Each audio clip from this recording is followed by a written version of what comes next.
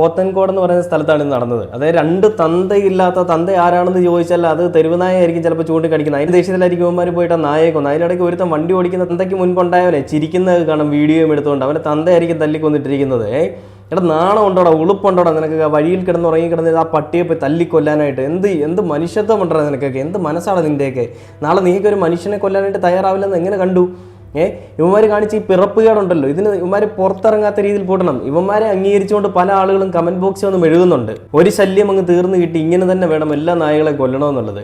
ഇങ്ങനെ പറയുമ്പോൾ നിങ്ങൾ നായവിരോധിയെ എന്ത് തേങ്ങയും ആയിക്കോട്ടെ എന്ന് പറഞ്ഞുകൊണ്ട് കമന്റ് ബോക്സിൽ വന്നിട്ട് ഇവന്മാരെ അംഗീകരിക്കുന്ന വാണങ്ങളോട് പറയാനുള്ളത്, എടാ അതും ഒരു മനുഷ്യജീവി തന്നെയാണ്. ഈ ഭൂമി എന്ന് പറയുന്ന മനുഷ്യന്മാർക്ക് വേണ്ടി മാത്രമായിട്ട് തീരെഴുതി കൊടുത്തൊരു സാധനമല്ല. ഭൂമി എല്ലാവർക്കും അവകാശപ്പെട്ടതാണ്. ഭൂമിയുടെ അവകാശികൾ എന്ന് പറയുന്ന ഒരു നോവൽ പണ്ട് ഞാൻ വായിച്ചിട്ടുണ്ട്. അതിലൊരു ഉറുമ്പ് തുടങ്ങിയൊരു ചെറിയ ജീവന്റെ തുടുപ്പ് അവശേഷിപ്പിക്കുന്ന ഓരോ സാധനങ്ങളും ഭൂമിയുടെ അവകാശികളാണ്.